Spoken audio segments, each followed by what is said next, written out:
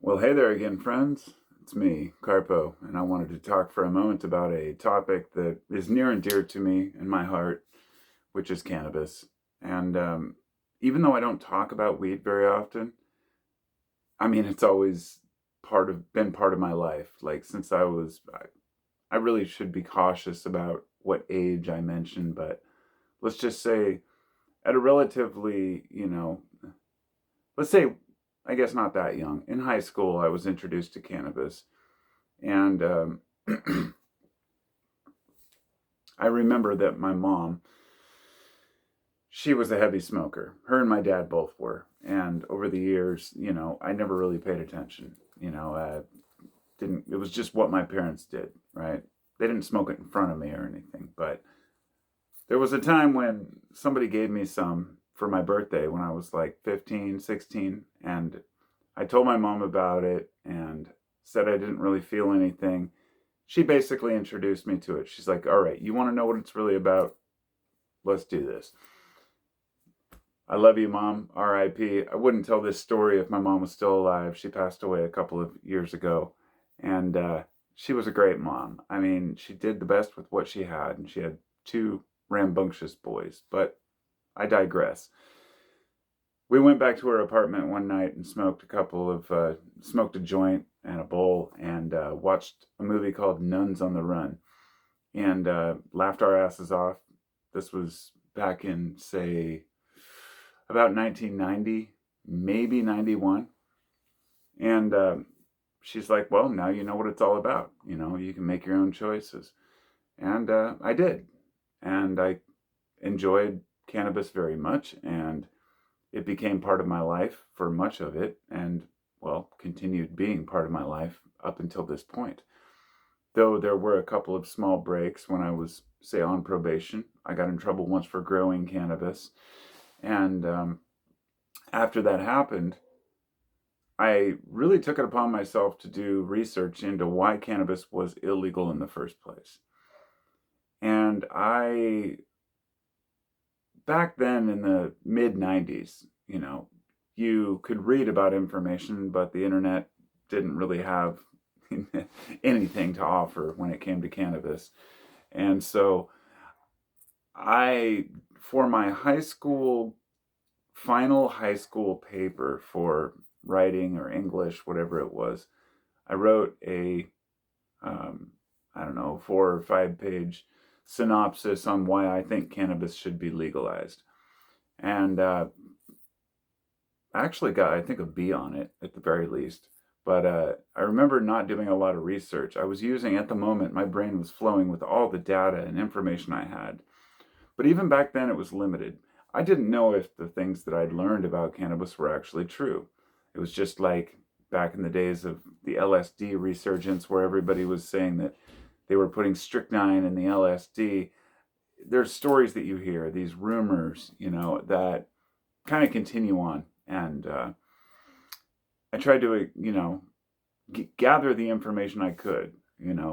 This person's selling this hash oil they claim is from Jamaica. Is it really from Jamaica? Is it, you know, what quality is it? Where's it really coming from? And all the while, I had this nagging, curiosity as to whether cannabis was really illegal because it competed with business or because the people of the time, when it was made illegal in 1937, they created the Tax Stamp Act, which was a responsibility of Henry Anslinger, which was like the early DEA. Henry Anslinger was a total piece of shit. This guy took basically cannabis and made it into this demon, this monster that was, that black guys were smoking weed and raping white women. Just to put it bluntly, that's the kind of attitude that they had. And those were the messages they were putting out to the public, most people of which who knew nothing about it. And you can imagine at the time, before radio and television was really that prevalent, well, at least, in the sense of educating people, they heard about this horrific devil's herb and made it illegal. And so, if it were to be an issue of ignorance where they thought, yes, this is harming people, the young people are getting involved, and people are, hurting other people and themselves, I can understand the concern. But this wasn't. This was even before the beatniks. This was 1937. Okay, this was a time when nobody really knew shit about cannabis, except in other cultures. This doesn't mean it didn't grow or people weren't growing it and smoking it here, but let's just say once it became popularized, people just kind of followed this narrative. Now, 80 years later, it took until 2018 to where they finally separated cannabis from hemp. Hemp. This is hemp. Okay? Well, I should say no. This was cannabis. This is a root from a plant that I grew, I don't know, maybe 10 years ago. And this was actually before cannabis was legal in Washington state. But I had applied and received a medical license. So I was growing for myself, for my sciatica, as well as for my mom and her pain. So I had something like 16 mature plants and like 40 or 50, however many were allowed of starters and mid growth. And I had a cycle going. My garage was converted half into a grow room. And then later I did quite a few outside under large tarps, and they became significant. This was one of the outdoor plants. And I saved them because I used to carve them and turn them into like pipes. So I'd make like peace pipes out of my own roots. I thought that was kind of fun. In fact, actually, a lot of my basically cut it off like right here, put the bowl down through the top, and then a stem going in the side out of hemp as well. But for those who aren't aware, hemp is just the fiber, but hemp plants can be grown just to specifically produce hemp without any major psychoactive compounds or huge buds. All plants have buds, but let's get to the point here. Was cannabis made illegal because it competed with business or because there was an actual threat? And it was because it competed with business. Because I remember several years ago, well, when I was younger, when I was asking those questions, the conclusion I came to was that it competed with the cotton market. Hemp is an extremely versatile, easily accessible fiber that lasts forever. It can also be grown like 2 crops a year or more, depending on where you live. And those fibers are cheap to make because an acre of hemp, at least from what I was taught then, produces as much fiber as 4 acres of trees. And especially you can harvest them every year, every single year. And you might need to switch out an area or change something up. Maybe your forest has a fire, but hemp fields can be replanted over and over. And I always knew that it competed with the fiber market. And not just that, it was competing with the timber industry. There was one specific guy, I don't recall his name, but he owned a lot of forest land. And he was extremely paranoid that, hemp was going to overtake his business because hemp paper is superior paper. Okay.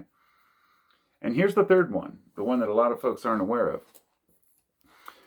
During the 30s and into the 40s, this is when the synthetics market was really taking off. We're talking about synthetic fibers, threads, sheeting, things like this. And a lot of folks don't realize that hemp produces so much seed. That seed is so rich in oils. Not only is it good for health, but it's also extremely beneficial for making things like, various coatings or, plastic substitutes that are natural, that last a long time, but also that are non-harmful and biodegradable. This is the crucial thing. We wanted to use oil-based products because we discovered oil and it was becoming very prominent. These synthetics were very promising. So here we have fiber, paper, and synthetics, and all 3 of these things were huge and still are huge. And so if you still are convinced that cannabis was made illegal because it was dangerous, at least when I was younger, it was very hard to convince you otherwise. I would talk to people about it and they'd be like, oh, it drives people insane. It does this, it does that. gives you lung damage, kills brain cells was always my favorite. And I just knew that was bullshit. Is it benign? No.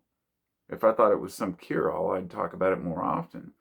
Because I need to make a side note here. I'm not a doctor, and I'm not saying it's good for everyone.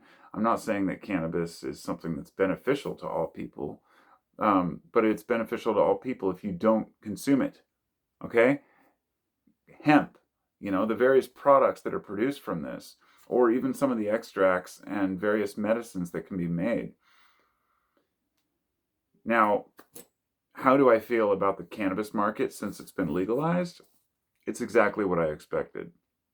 Corporate dominance, a lack of regard for basically what kind of fertilizers people are using, what kind of bug sprays, mold sprays. There's been kind of a return to just not giving a shit about the consumer. And I know this, you know this. I mean, I went down and bought a bag the other day that I think it was $18 for 20 grams, but it was old. It was like the last of it. So it had a bunch of like shake crumbs in it. And I'm totally fine with that. I'm not picky. I'm not a snob when it comes to weed. But I looked and it was packaged like on like April in like April or May of 2024. So I was like, oh wow, that's almost a year and a half old.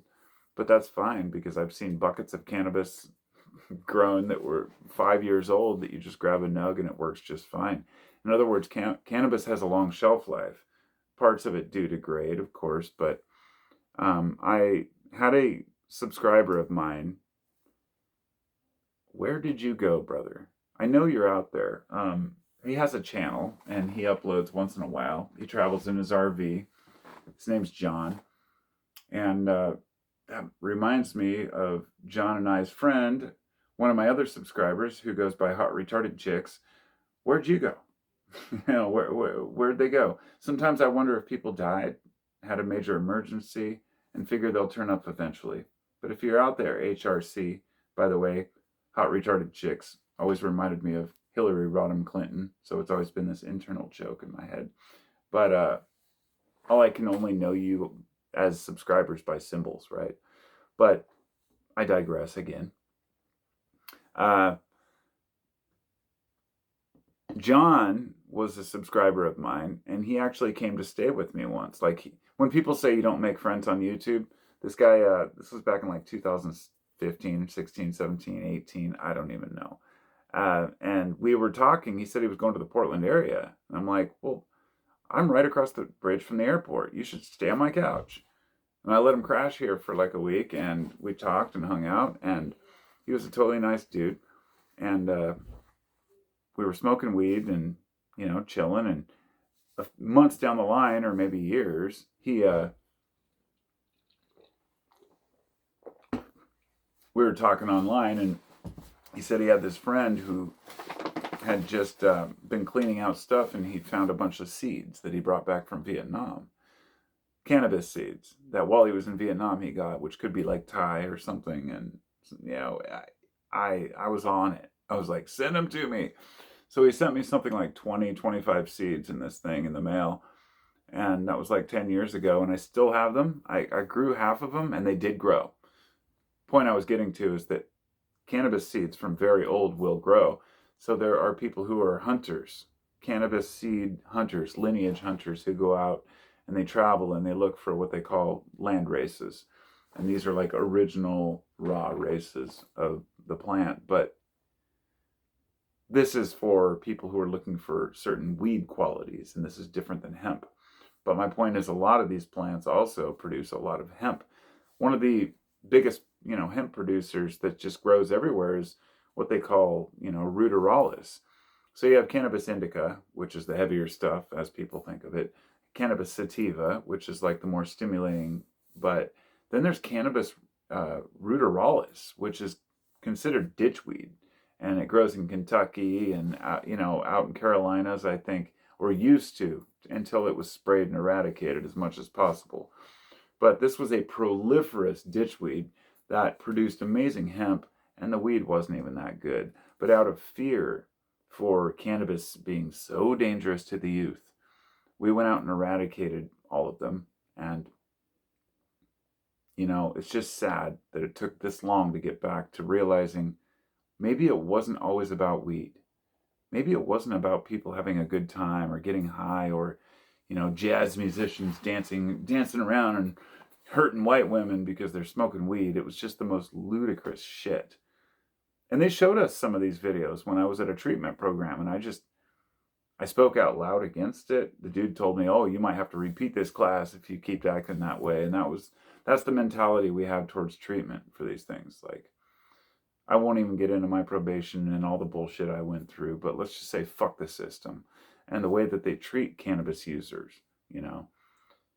And I remember when I was in one of the classes, the last one I had to go to, it was a younger kid on his phone the whole time, and he was telling us all how to live our lives. His mom owned the business, and it's kind of like the state hires these, people who start these businesses, and it was just him and his mom, and he'd just show us these shitty old 70s videos so they didn't have to actually put in any effort, and sit there with his legs kicked up on his phone and then tell us, he's like 18 or something. And I was just like, but I told him, I looked at him and I was like, I'll just tell you this.